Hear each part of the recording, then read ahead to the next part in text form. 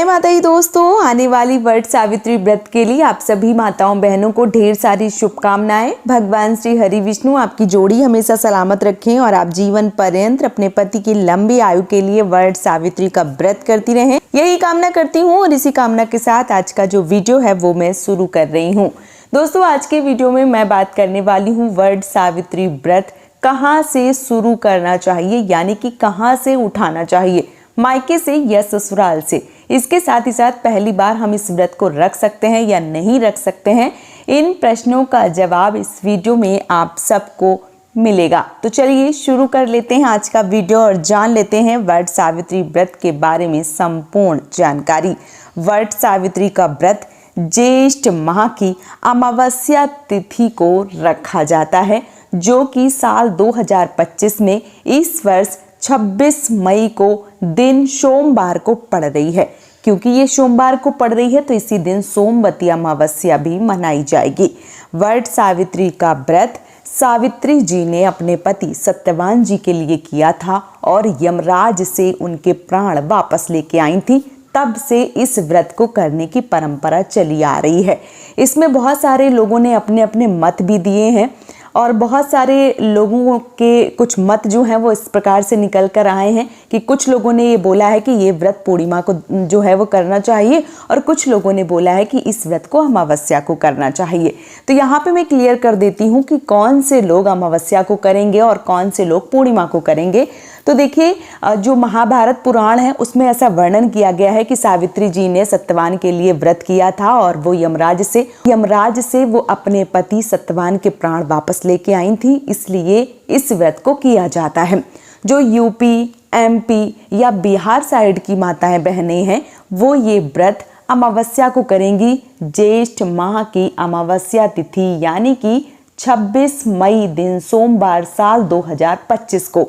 और जो बहनें महाराष्ट्र से जुड़ी हुई हैं, आसपास महाराष्ट्र के, जैसे कि महाराष्ट्र में कई सारे राज्य हैं, पुणे हो गया, नासिक हो गया, बहुत सारे औरंगाबाद, बहुत सारे जो हैं वो स्टेट हैं, राज्य हैं, तो वो सारी बहनें ये व्रत पूर्णिमा को करेंगी, ज्येष्ठ पूर्णिमा को, जो इस वर्ष 10 जून को होने वाली है।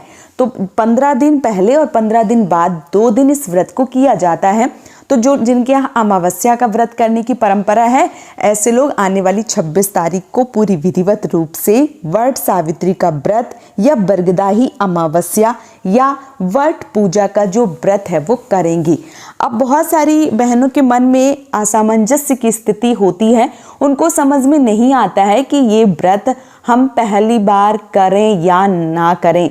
तो जिन बहनों की इसी वर्ष शादी हुई है या बहुत सारी बहनें जो कई लोगों को देखती हैं, उनका भी मन करता है कि मैं इस व्रत को करूं या ना करूं, तो वो सारी बहनें जो भी व्रत करना चाहती हैं, चाहे वो पहली बार हो गया, शादी के कितने भी वर्ष हो गए हैं, वो करना चाहती हैं तब भी आप कर सकती हैं।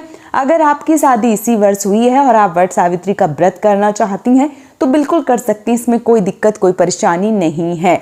अमावस्या तिथि जिसके घर में नहीं सहता है, यानी कि इस दिन कोई घटना हुई थी, तो ऐसे लोगों को अमावस्या का कोई भी व्रत, चाहे वो सोमवती अमावस्या, चाहे वो वट सावित्री या हर महीने की जो अमावस्या होती है, वो व्रत नहीं करने चाहिए। लेकिन जिनके यहाँ सहता है वो कभी भी उठा सकती हैं। इस साल अगर शादी हुई है, उठाना चाहती हैं तो कोई दिक्कत नहीं है, आप इस वर्ष नया व्रत धारण कर सकती हैं। या जो बहनें उठाना चाहती हैं, उनको लग रहा है सबको देख के, या उनको लग रहा है कि नहीं अमावस्या का व्रत मैं भी करूँगी, या जो बहनें सोमवती अमावस्या का व्रत करती हैं वो वट पूजा करना चाहती हैं, तो बिल्कुल कर सकती, इसमें कोई दिक्कत नहीं है।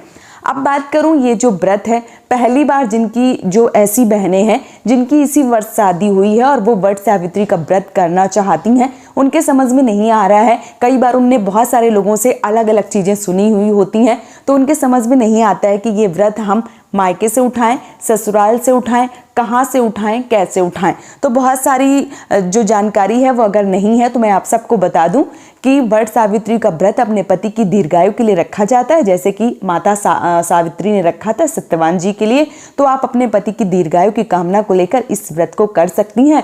अब अगर आप मायके में हैं तो इस व्रत को मायके से उठा सकती हैं। कुछ लोगों का ऐसा मत है या कुछ लोगों का ऐसा मानना है या उनके घर की परंपराएं हैं कि उनके यहाँ मायके से ही उठाया जाता है, तो आप ऐसा भी कर सकती हैं। नहीं तो अगर आप मायके में हैं तो व्रत उठा लीजिए, अगर नहीं है आप ससुराल में हैं तब भी आप इस व्रत को कर सकती हैं।